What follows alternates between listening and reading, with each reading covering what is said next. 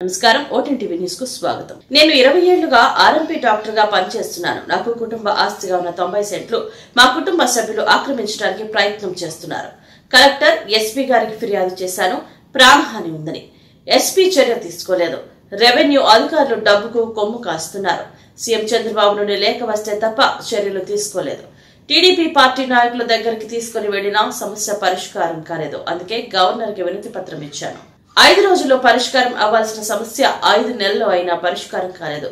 కొలనాటి అప్పారావు నక్కపల్లి డబ్బులు ఇస్తే అధికారులు ఒకరి భూమి ఒకరికి రాసిస్తున్నారు. మా తాత ముత్తాతలు సాగు చేస్తున్న 5 ఎకరాల మామిడి తోటను అమ్మేశారు.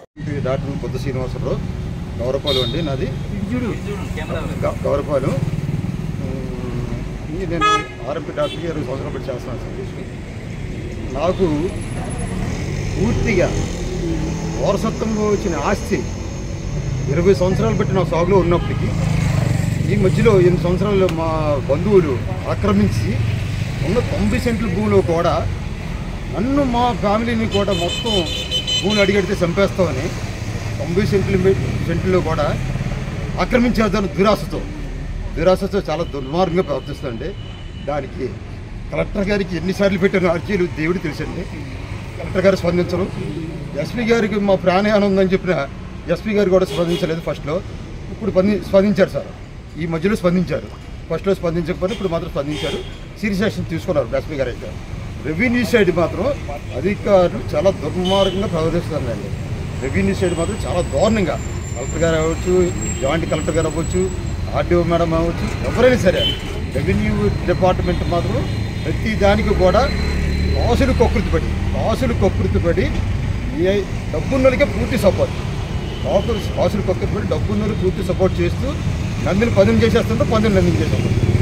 వారసత్వంగా వచ్చిన ఆశ నా భూమి నాకు ఇవ్వడానికి అధికారులు ఇప్పటికీ 5 నెలలు పెట్టి దొక్కపెడతారు సార్. అధికారులు నాది నాకు చేయడానికి 5 నెలలు పెట్టి ఆశకి సీఎంఓ ఆఫీస్ నుంచి లెటర్ వెళ్తే కానీ ఎస్పీ గారు ఆఫీస్ స్పందించలేదు. నా విషయంలో నా ప్రాణహాని ఉందండి, మమ్మల్ని చంపేస్తారని చెప్తే మా సెక్యూరిటీ ఇవ్వలేదు. ఇప్పటికి కూడా సెక్యూరిటీ ఇవ్వకపోతే ఎలా సార్? నేను చూస్తే హ్యాండిక్యాప్ 7 సంవత్సరాలు పెట్టి కూడా వాళ్ళు అవుతూ ఈ రోజు కూడా వికలాంగుల పెన్షన్ ₹1 తీసుకోలేదండి. నిజంగా నా డబ్బు ఉంటే ఈ రోజు నా దగ్గర 6 లక్షలు క్యాష్ ఉంది ప్రభుత్వం ద్వారా. 6 లక్షలు డబ్బు ఉందండి. నాకు అంత లేదు సార్. నేను ఎంతోమంది సేవ చేస్తాను సార్. అలా దుర్మార్గంగా కాస్తుంది సార్. ఈ రెవెన్యూ వాళ్ళు ఆలుడు మరి దారుణంగా దొక్కుపడేస్తారు రెవెన్యూలు మాత్రం. నిన్నే కదా సార్ టార్గెట్. ఇక పక్కన రైతు ఇతన్ని కూడా బాధపడుతుంది సార్. ఇతను కూడా సబ్జెక్ట్ ఉంది.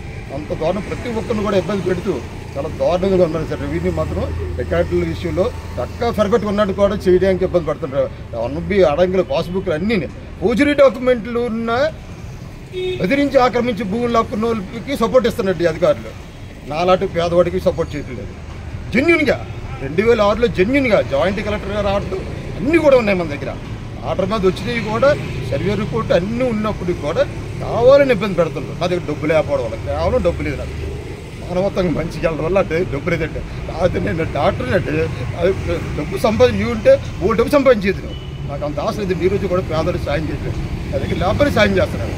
ఈరోజు ఆర్థిక కష్టాలు ఉన్నాయండి. ఆర్థిక కష్టాలు ఉన్నాయని మేడం గారికి కూడా ఎన్నోసార్లు చెప్పారు. కలెక్టర్ మేడంకి, జాయింట్ కలెక్టర్ మేడం చెప్పినా సరే జాయింట్ కలెక్టర్ మేడం యాక్షన్ చట్ట పరిధిలో ఉన్నవి కూడా వాళ్ళు చట్టాన్ని కూడా ఉల్లంఘన చేస్తున్నారండి. అధికారులు చట్టాన్ని కూడా ఉల్లంఘన చేస్తున్నారు. అంటే డబ్బున్నోడికి వచ్చేటంటే డబ్బు లేని పేదోడికి వచ్చేటమా తప్పు కదండి. ఎవరైనా సరే న్యాయం ఒకలాగా ఉండాలి ఎవరికైనా సరే.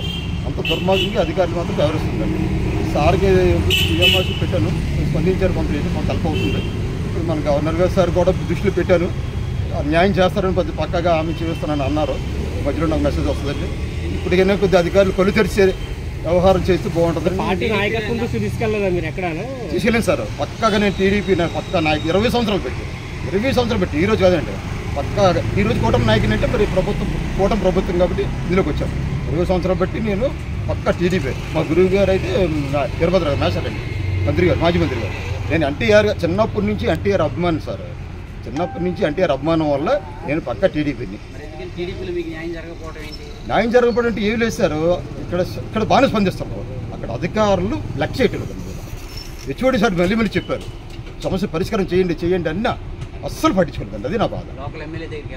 లోకల్ ఎమ్మెల్యే గారు అప్పుడు మా కొంతల రామకృష్ణ గారు అండి, మా మినిస్టర్ గారు, అతనే హెల్ప్ చేస్తే నాకు భూమి వచ్చింది. అతని దృష్టిలో కూడా ఇప్పుడు పెట్టాను.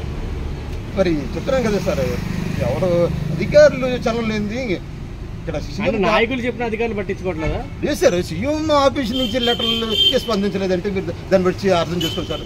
అది కాబట్టి కాఫీ ఉంది నా దాంట్లో, మీకు కాల్ చూపిస్తాను. నాకు సబ్జెక్ట్ చేసి పొలిసి ఇచ్చేమన్నా ఎప్పుడు 2 నెలలు 15 రోజులు ఇచ్చారు సార్ హెచ్ఓడి సార్ సీఎం ఆఫీస్లో. అప్పుడు కూడా హెచ్ఓడి అక్కడ కలెక్టరేట్ ఆఫీస్లో స్పందించలేదు. అప్పుడు కూడా బాధ పెట్టారు సార్, ఏదో రకంగా ఇబ్బంది పెట్టారు. ఈరోజు కూడా 5 రోజుల్లో అవ్వాల్సిన పరిష్కారం ఈ రోజుకి 5 నెలలు అయిందండి. 5 నెలలు పెట్టి అంత దుర్మార్గంగా ఎవరేస్తారు కేవలం సార్ డబ్బుకండి సార్, డబ్బుకి కేవలం డబ్బుకి. మరి అటువంటిప్పుడు మాకు గవర్నర్ గారు కూడా మాకు న్యాయం చేస్తారని చెప్పేసి గవర్నర్ గారి మీద అభిమానం ఉండి గవర్నమెంట్ వారు చేస్తారని చెప్పేసి మేము గవర్నమెంట్ వారికి వినవించుకుంటున్నాం.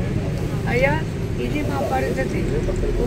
కుటుంబం అంతా చెదరైపోయి గెంజి లేక అన్నవారు ఆపుచేతులని ఏడుస్తూ ఇక్కడ వరకు వచ్చింది. అధికారులు నిర్లక్ష్యం. డబ్బులు ఇస్తే ఒకటి భూమి ఒకటి రాసేస్తున్నారు. డబ్బులు ఇస్తే ఒకటి భూమి ఒకటి రాసేస్తున్నారు. మేము ఇవ్వలేము, మేము ఎక్కడి నుంచి తెచ్చి ఇవ్వగలుగుతామండి? కూలి పని చేసుకొని బతికి వాళ్ళు ఇదన్నమాట మా పరిస్థితి. మాకు న్యాయం చేయమని చెప్పేసి గవర్నర్ గారిని కోరడానికి మేము గవర్నర్ గారు ఇంటికి ఇంతవరకు గవర్నర్ గారు బంగాళాకు వచ్చామండి. అది మాకు ఇప్పటికన్నా న్యాయం జరుగుతుంది. మేము ఈ కూటమి ప్రభుత్వం మీద మాకు నమ్మకం ఉంది. ఇప్పటికైనా మాకు న్యాయం చేస్తారని చెప్పేసి మేము కోరుతున్నామండి. నక్కపల్లి అండి, అనకాపల్లి జిల్లా నక్కపల్లి మండలం, నక్కపల్లి గ్రామం అండి. పత్రికా సోదరులకి నా నమస్కారాలు.